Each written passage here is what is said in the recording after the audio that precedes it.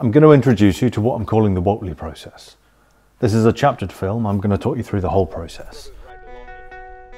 From inspiration to design and delivery, I'm leaving the pros and cons to the end. I may not be the first to talk about Whateley or BikeCAD on this platform, but this is my story, and honestly, I found the whole process absolutely fantastic.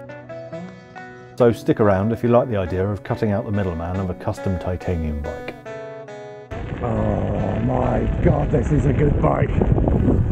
This year, after a bike crash so big I can't remember it, I found myself at the start line of the Midnight Sun Gravel with a camera in my hand instead of a bike between my cheeks. We got steel bikes. Track checkpoint. Here, my reliable bike. I was in the market for a bike, and what better place to do a bit of window shopping. Genesis Croix de Fer. It's a home build from the local bike shop, Velopia. Salsa Quattro. And I stumbled upon Harry. I decided to design a perfect bicycle for commuting.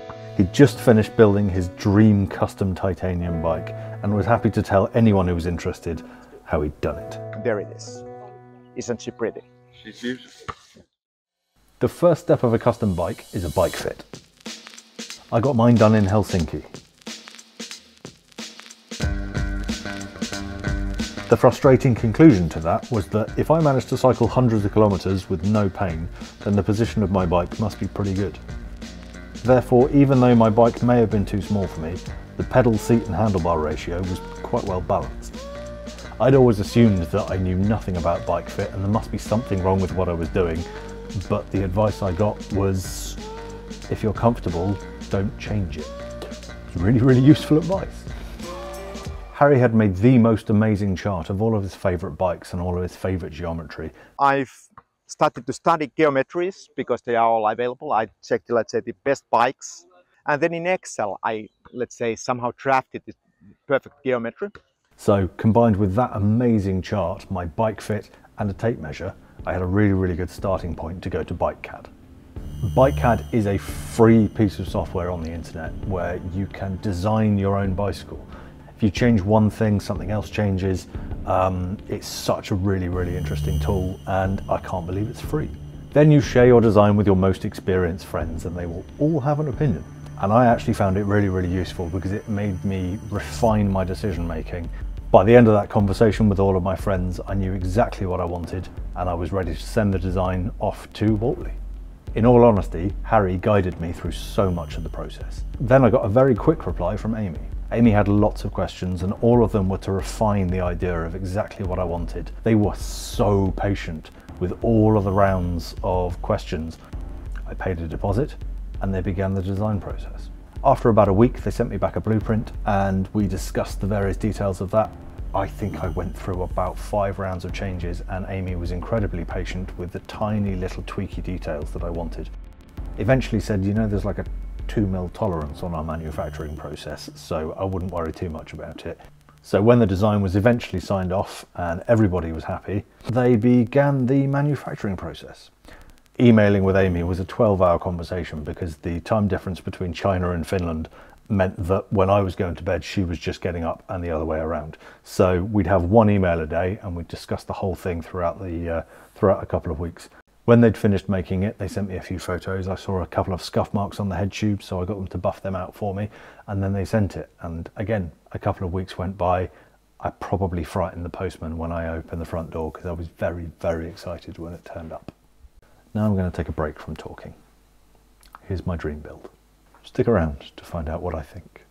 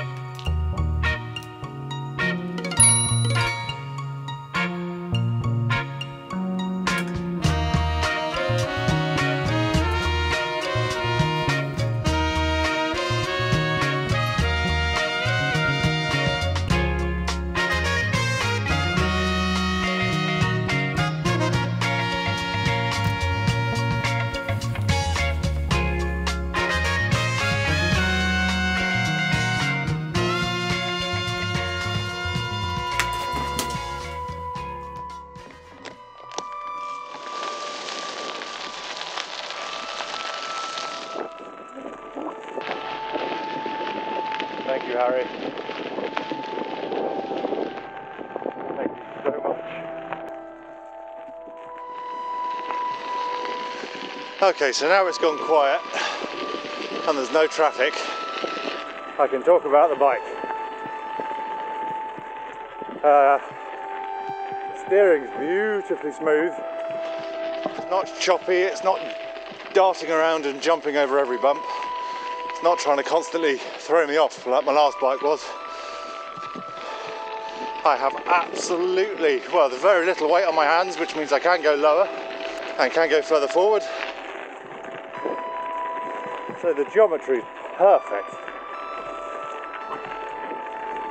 The weather leaves a bit to be desired. It's minus 10 degrees. Oh my God, this is a good bike.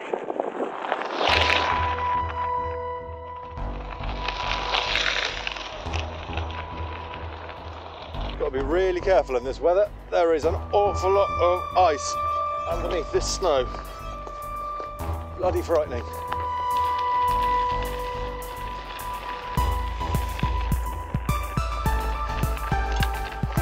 Incredible thing about this country. I'm skating around on ice. I'm worried about losing grip and people go running in trainers. Treacherous is what this is. No. Nope. Bloody silly idea. Let's go do it anyway. Oh! Okay, that's the end of that.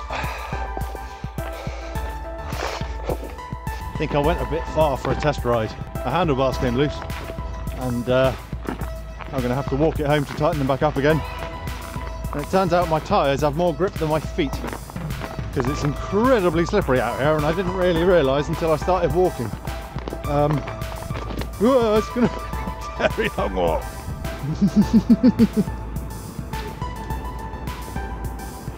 My water bottle's frozen.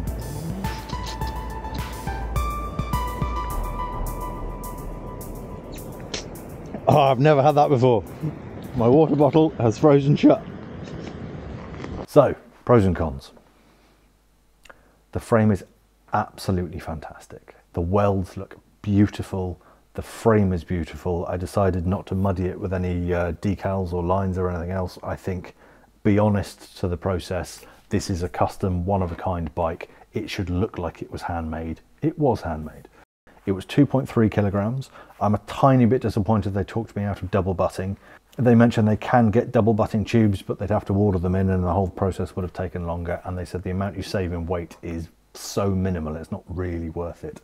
I think I've basically got a bomb-proof bike now because there isn't any double butting, so they're all just straight tubes.